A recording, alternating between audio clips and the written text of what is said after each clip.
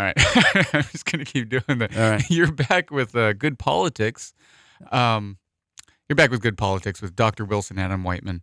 In the last segment, we talked a lot about Trump's, economy and how it might play out for him in the next election. Right, and this time what we're going to do something interesting here. We're going to talk about this campaign style that has emerged in American politics. 2016 really was remarkable for what it did to the campaign style. I want you to think for a moment about what the campaign style was like before 2016. Now, I'm not talking about fringe candidates. There's always been people saying outrageous things. Ross Perot had a history of doing it. Jerry Brown used to really say some nasty things about Bill Clinton. I still remember that campaign in 1992. But generally, the mainstream politicians, the politicians who won, they were kind of like statespeople. Think about it. John Fitzgerald Kennedy. How did he campaign? What did he say in public? How about Jimmy Carter? Jimmy Carter, how did he was someone who was always about facts and figures and talking about policy. Same way with Bill Clinton. Bill Clinton was always giving you policy education. And, almost when Bill Clinton would give a speech, he almost was a little bit like a professor educating you on what the best policy would be. Even Ronald Reagan had a script, always had a script, and would, be very elegant in substance, with substance in the way he would give his presentation. But what happened in 2016 is we began to see a radical shift in what's going on in the way that mainstream candidates campaign. And I'm going to call it realism, because what happened is voters began to identify with things that weren't, they didn't want someone who was fake, for someone who, they wanted sincerity. Hillary was thought, to be someone who's trying to say just what you wanted to hear, which was really kind of what classic political politicians do. Yeah. So in order to get this started, let's play clip 9. Let me say something that may not be great politics. And that is that the American people are sick and tired of hearing about your damn emails. The American people want to know whether we're going to have a democracy or an oligarchy as a result of Citizens United. Enough of the emails. So that's exactly what you mean. He's giving sincerity almost. Is that what we're pointing at? Well, I mean, you wouldn't hear John Fitzgerald Kennedy stand up and say enough with these damn emails. You wouldn't do that. So I mean, people, it's like plain talk and direct. And so I think the digital age did this to us. Instead of reading or being someone who's going to be polite or whatever, it's boom, right? It goes right into your head. Now, obviously, what happened is voters began to identify with unguarded stuff. They began to identify with off-the-cuff stuff. Now, this is happening at the same time that Trump is totally off the charts in what he's doing. Let's listen to, by the way, before we listen to this clip, I want to make this point. Trump was the opposite of script. Reagan was script. Trump didn't even like scripts. You remember when he first started, he couldn't read a teleprompter because he liked to give a shtick. Yeah, it was like a comedy thing. You stand up and give your shtick. Impromptu performances. He had to learn to use the teleprompter. He would simply, he was the opposite of a statesperson. He would say outrageous things. Play clip number 11. We rebuilt China. They've done a great job, but they took us for suckers, and that includes Obama and Biden. They took us for suckers. I'm more militaristic than anybody in this room. I'm going to bomb the out of them. Waterboarding would be fine. When you get these terrorists, you have to take out their families. Would you take action against Iran militarily if you're president? Depending on what the deal is, I would have to do that.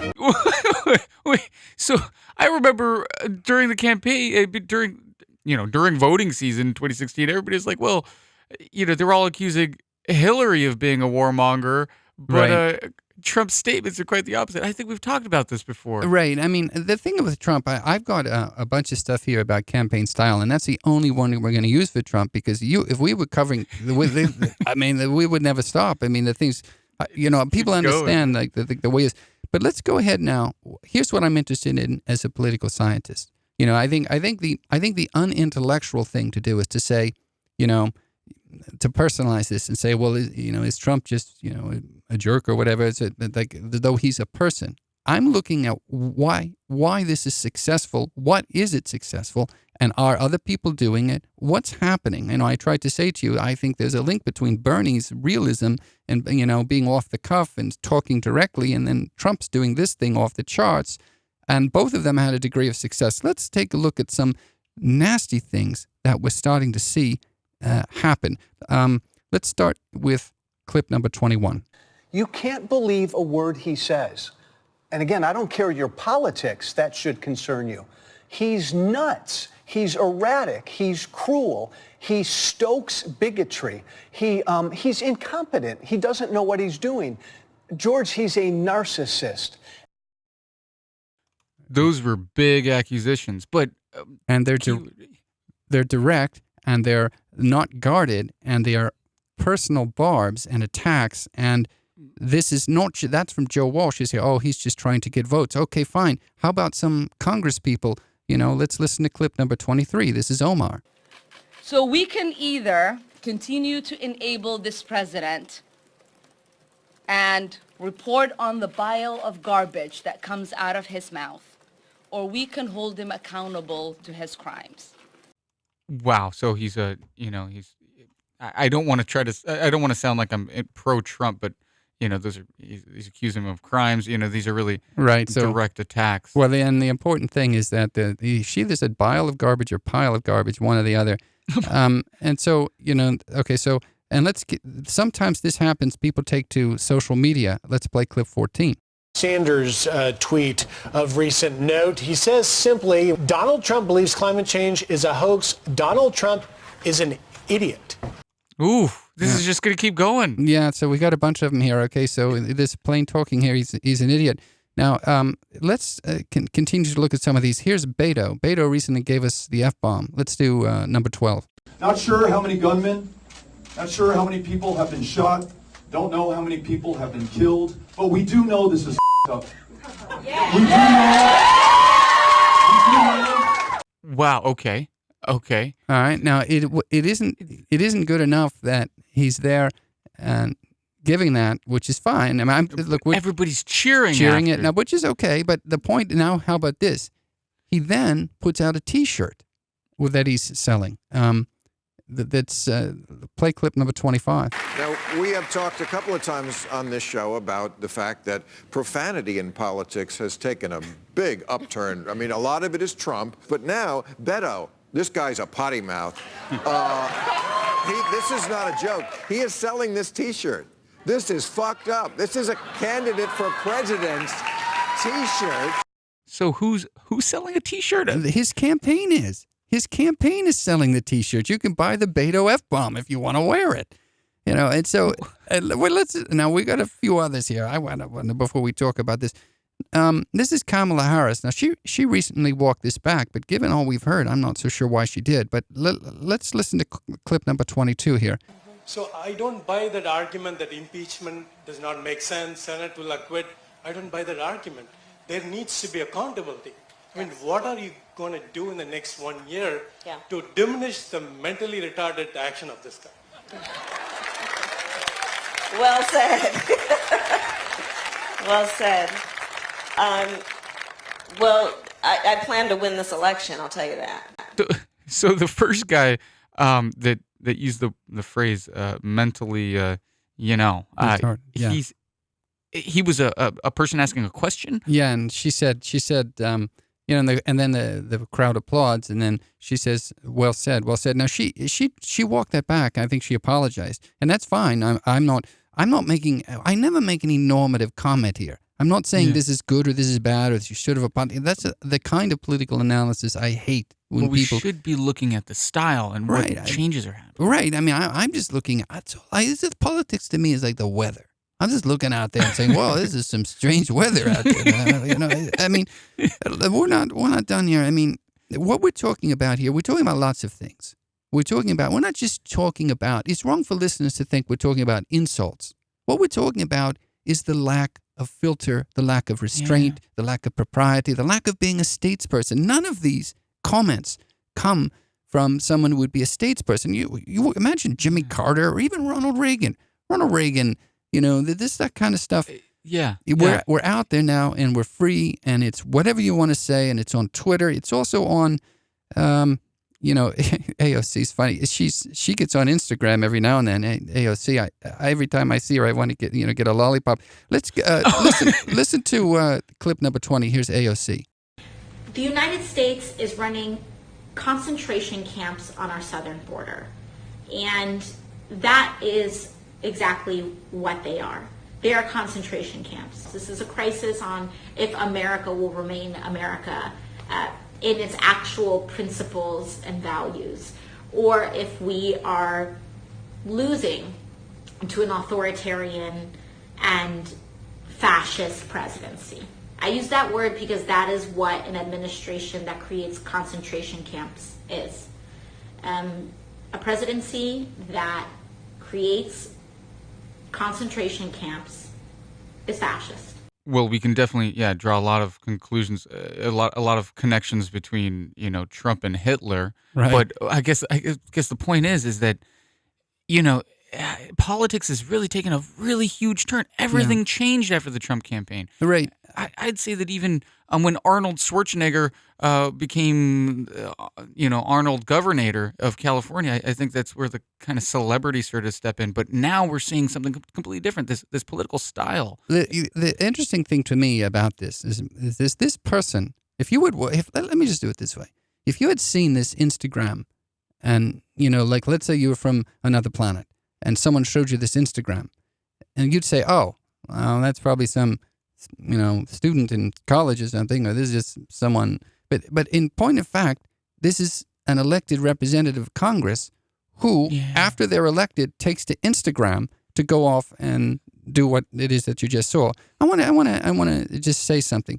Look, you have to understand, we're talking about political style here. Some people may say, well, it is morally objectionable what they're doing at the border. That's fine. I have no problem with that.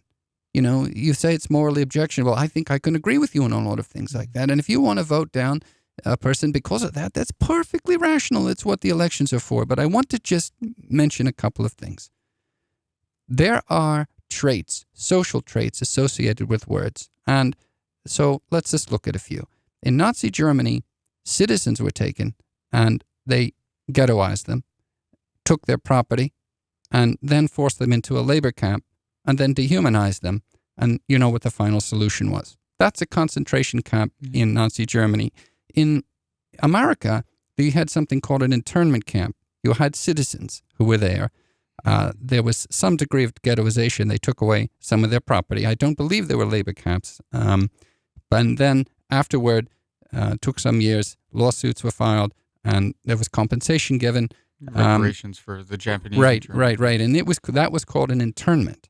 Okay. Here, what you have is no ghettoization. We didn't take the state doesn't take any property away. It doesn't involve any citizens. And it's someone who crossed illegally. There's no forced labor. There's no dehumanization. It's basically a detention facility.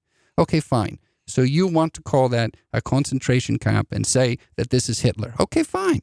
That's fine. And people can debate that. But what I'm interested in is that this isn't being done in the popcorn gallery. It's not being done. It's being done by this congressperson, and where? On Instagram. Yeah. On Instagram. Yeah. And probably to some extent, there's a market for it. Just like there's a market for some of the stuff Trump is doing. Yeah. I'm just interested in, I look out my window and I say, what in the world is going on? This is rather interesting. So we'll definitely see a lot more millennials, a lot of the younger generations that are becoming of voting age. She'll have a much larger reach on Instagram. Maybe it's a strategy. Oh, well, I mean, it certainly is a strategy. Yeah. She's doing it to gain support. Now, I believe every time she's taken to Instagram, she's hurt herself. She tried to do that on the global warming too, and I think she's hurting herself. But we'll have to wait and see. The one thing I do want to notice is that throughout history, we have had a plain speaking political style. Let's give a nod here to Barry Goldwater in clip number 10. Wherever he goes, he speaks out, clearly and forcefully on the issues. Are you concerned perhaps about the Democrats taking advantage of it? After Lyndon Johnson, the biggest faker in the United States, having opposed the Civil Rights Act, for all the years of his life, this is the phoniest individual that ever came around. Did you get that? The Reverend Jerry Falwell says that good Christians should be opposed to Senator O'Connor. Well, you know what I said about good Christians. I said all good Christians should kick him in the ass. All good. Okay. Okay, so this is, this is dated. This is for Sandra O'Connor? Is that what No, this is, it's interesting. This is Barry Goldwater, and he was he was one of the original plain-speaking politicians who, if you stuck a microphone in front of his mouth, he's going to speak freely. Yeah, he's going to speak freely. So we've always had this. Ross Perot did the same thing. Okay. But we don't have it quite at this. What we have now is much, much different. But if you look through history, the other thing is you can also find presidents always saying really, really incredible, sometimes very nasty things, but in private. You know, we've learned that through the Nixon tapes. One of the things we learned in private, Nixon, we're going to cover Nixon in those tapes in one of the shows. And Adam, what's in them? What's in them? Oh, my God. So, and the same way also Lyndon Johnson would say things to people and in private that would be sometimes we would regard it today as bullying. If somebody says, but anyway, I'm talking about the public style. And Goldwater and probably Ross Perot are the only ones I can think of where they are politicians that had significant support and would get elected and they would say some of the most crazy things. What have we got left in this segment? How much time? Looks like at least 8 minutes.